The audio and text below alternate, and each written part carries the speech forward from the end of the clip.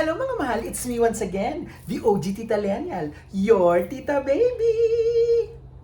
Andito na naman tayo sa isang episode ng StoryNuman kung saan, alam nyo na, bago tayo magsimula, shoutout muna kay Aling Nene, Juvie Carillo, tsaka sa anak mong John. Thank you so much. Alam ko favorite nyo ang StoryNuman. So, I dedicate this one to you. Also, gusto ko munang batiin ang mga pamangking kong si Maynard Arellano, John Corpus Bargallo, and Christian Layug. Happy birthday sa inyo. Alam kong tumanda na kayo ng 1 taon. Thank you nga pala sa cake na hindi sa inyo galing. May titita pa ba sa ube cake? Cheers! O game na.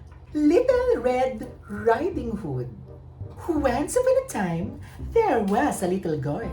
Everyone called her Little Red Riding Hood because she always wore a red riding hood. Hindi nga, talaga? Yung totoo, buti nilinaw mo, hindi ko alam. It had been given to her by her grandmother, who loved her very much. One day, Little Red Riding Hood's mother said, "Take this basket to your grandmother. It's got bread, butter, fruits, vegetables, and a cake in it." Nagkasya. Grab food ka, girl? Mukhang kakayanin mo naman. Sana nagdala ka na ng 1 sako ng bigas. Your grandmother is feeling sick. And I hope this will make her feel better. Dapat ang pinadala mo swab test, hindi cake. Didikit pa yun sa postiso ng matanda. Don't talk to strangers. Walk straight to your grandma's house, the mother said. Little Red Riding Hood's grandmother lived half an hour away into the woods, outside the village. Layo. Sana may tricycle. So, Little Red Riding Hood set off. The girl has just entered the woods when a wolf came out of the trees. But she wasn't scared because she did not know he was dangerous. Hindi mo alam? Bakit? Bungal ba tong wolf na to? Good day, Little Red Riding Hood. The wolf greeted her. Good day, Little Red Riding Hood. Good day, Mr. Wolf. She replied. Tamo, alam naman niyang wolf eh. Where are you going, He asked. I'm going to visit my grandmother because she isn't feeling very well. Little Red Riding Hood replied. What do you have in that basket, Asked the wolf. I have some bread, butter, vegetables, and a cake to take to grandma, she replied. Excellent. And where does your grandmother live? Where? Asked the wolf. Tignan nyo ha, kung di ba naman tangi tong bata na to. And Little Red Riding Hood explained exactly where her grandmother lived. Nako, papasukin si Lola. Sino naman may gustong gumawa noon? Little Red Riding Hood went deeper into the woods. She saw some beautiful flowers and picked them for grandmother. Meanwhile, the wolf went straight to the grandmother's house while the stupid little girl picked some flowers. Ako na lang nagdagdag nun. The wolf knocked at the door.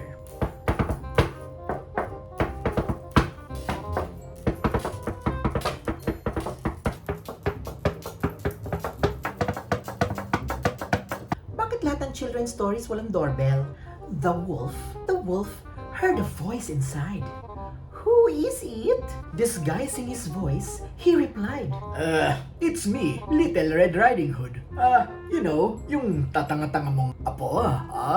I brought you some butter, bread, fruits, vegetables, Biogesic, Benadryl, Lola Remedios, and Vicks Vaporub. Dumaan ako ng butika eh. So dumaan pa ng butika si bakla. How lovely, the Lola said. Give the door a big push and come in. I don't have the strength to come and open it. Baka naman tamad ka lang. Tinatamad ka lang? The wolf entered the house, went to the old woman's bed, and ate her whole.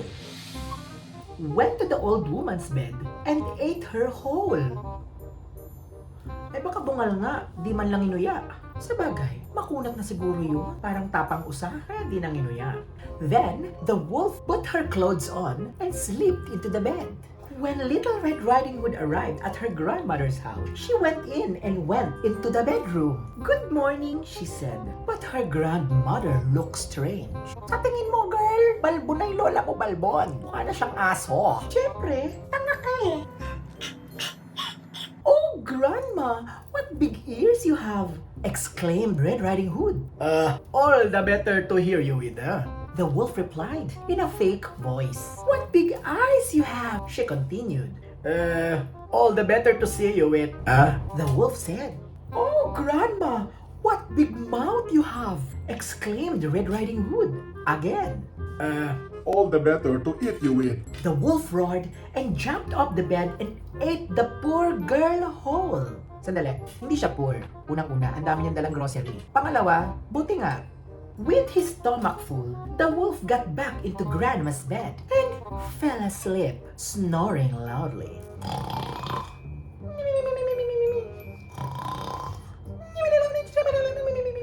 A huntsman who was passing by the house heard him and thought it was very strange for the old woman to snore so loudly. Talo yan sa lola ko. Lola ko pag humihilik parang kinakatay na kalabaw. He looked inside and saw that it was the wolf who was snoring and was very full. And he thought maybe what he ate were still alive. The man took a pair of scissors and cut open his belly. Then Little Red Riding Hood jumped out of the belly. "Wizard ka din, girl?" The huntsman cut a bit more, and then the grandmother came out too. Alam nyo ha, napapansin ko, adik ang gumawa nito. Sigurado ako dyan, adik ang gumawa nito. Little Red Riding Hood gathered some stones and they filled the wolf's belly with them. Kagigising mo lang? Kanina ka pa sinisesaryan, ngayon ka lang bumangon? When he woke up, the wolf was very scared and tried to run away, but the stones were very heavy. He fell down and died. Girl, ngayon ka lang namatay? Bagal wifi mo, girl? 3G ka, girl? 3G? Wala ka bang data? Little Red Riding Hood, the grandmother, and the huntsman ate some cake. Nakakain pa kayo ng cake? Di ba galing kayo dun sa bituka ng wolf? Nagutom kayo, girl? Nag-picnic pa kayo? Birthday mo, girl? They were very happy that the wolf was never going to be a danger anymore. Madaming katropa yan, antayin nyo. Little Red Riding Hood decided to listen more carefully to her mother. The end. Girl, yung totoo, wala akong kilalang ganyang katanga. Kasing pamilya to, lahat tanga. May tatang-tangahan ba kayo? Tanga kayo talaga. Ano, Aling Neme, at saka dyan, natuwa ba kayo doon, ha? Nakakatuwa sila, diba? Pag nakita nyo si Little Red Riding Hood, pakisabi, hinahanap ko siya. Sasampalin ko lang tong bata na to, ha? This is your Tita Baby saying, pwede ba? Kayo naman na mag-suggest ng story, babasahin ko. Yung maiksi lang, ha? Naaburido na ako dito sa mga nahahanap ko, eh. Follow your Tita Baby and subscribe to the YouTube. O siya, mga mahal, I'll see you again. Kailangan ko nang umalis. Pupunta pa ako sa grandmother ko. Sa uulitin. See you! Cheers!